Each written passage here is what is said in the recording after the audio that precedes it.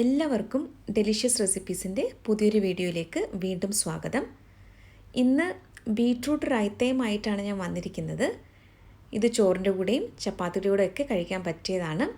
വളരെ പെട്ടെന്ന് നമുക്കിത് തയ്യാറാക്കിയെടുക്കാം. അപ്പോൾ ഇതിനാവശ്യമായിട്ടുള്ള ചേരുവകൾ എന്തൊക്കെയാണെന്ന് നോക്കാം. വളരെ ചെറിയൊരു ബീട്രൂട്ടാണ് എടുത്തിട്ടുള്ളത്. 2 പച്ചമുളകും കുറച്ച് കറിവേപ്പിലയും ഒരു ചെറിയ സവാളയും 1 കപ്പ് തൈരുമാണ് ഇതിന് വേണ്ടത്. ഒരു കടായിലേക്ക് കുറച്ച് വെളിച്ചെണ്ണയാണ് ഒഴിക്കുന്നത്. വളരെ കുറച്ച് എണ്ണ ഒഴിച്ചാൽ മതിയാകും. വെളിച്ചെണ്ണയ്ക്ക് പകരം റിഫൈൻഡ് ഓയിൽ എടുത്താലും മതി. ഈ വെളിച്ചെണ്ണ ഒന്ന് ചൂടായി വരുമ്പോൾ നമുക്കിതിലേക്ക് 1/4 ടീസ്പൂൺ കടുക് ചേർക്കാം. കടുക് ഇപ്പോൾ നന്നായിട്ടൊന്ന് പൊട്ടി വരുന്നുണ്ട്. ഇനി ഇതിലേക്ക് അടുത്തതായിട്ട് ചേർക്കുന്നത് ബീട്രൂട്ടാണ്. ഗ്രേറ്റ് ചെയ്ത് വെച്ചിരിക്കുന്ന ബീട്രൂട്ട് നമുക്കിതിലേക്ക് ഇട്ട് കൊടുക്കാം. വളരെ ചെറിയൊരു ബീട്രൂട്ടാണ് ഞാൻ എടുത്തിട്ടുള്ളത്. അപ്പോൾ ഇതിനെ ഒന്ന് വഴറ്റിയെടുക്കണം.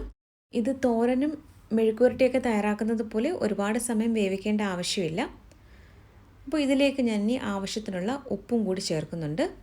ഉപ്പ് കൂടി ചേർത്തിട്ട് നമുക്ക് നന്നായിട്ട് ഇതൊന്ന് ഇളക്കി കൊടുക്കണം. ഈ ബീട്രൂട്ട് 2 മിനിറ്റാണ് ഞാൻ ആദ്യം ഒന്ന് വഴറ്റിയെടുക്കുന്നത്. വലിയ ബീട്രൂട്ടാണ് നിങ്ങളുടെ കയ്യിലുള്ളതെങ്കിൽ പകുതി ചേർത്താൽ മതിയാകും. ഇപ്പോൾ ഏകദേശം 2 മിനിറ്റ് ബീട്രൂട്ട് വഴറ്റിയെടുത്തിട്ടുണ്ട്. അതിനുശേഷമാണ് ഈ സവാള ചേർത്തിട്ടുള്ളത്. വളരെ ചെറിയൊരു സവാളയാണ് ഞാനിപ്പോൾ ചേർത്തിട്ടുള്ളത്. ഈ സവാളയെ നമുക്ക് കൂടുതൽ വഴറ്റേണ്ട ആവശ്യമില്ല. ഒരു 2 മിനിറ്റാണ് ഈ സവാളയൊന്ന് വഴറ്റുന്നത്. അപ്പോൾ മൊത്തത്തിൽ ബീട്രൂട്ട് ഒരു 2 മിനിറ്റും സവാള വീണ്ടും ഒരു 2 മിനിറ്റുമാണ് വഴറ്റിയെടുത്തത്. ഇനി നമുക്ക് ഫ്ലെയിം ഓഫ് ചെയ്തിട്ട് ഇതൊന്ന് തണുക്കാനായിട്ട് മാറ്റിവെക്കാം. അതിനുശേഷമാണ് തൈരൊക്കെ ചേർക്കുന്നത്. വളരെ എളുപ്പമല്ലേ ഇത് തയ്യാറാക്കിയെടുക്കാനായിട്ട്. ചോറിൻ്റെ കൂടെയും ചപ്പാത്തിയുടെ കൂടെയൊക്കെ കഴിക്കാൻ പറ്റിയതാണ്.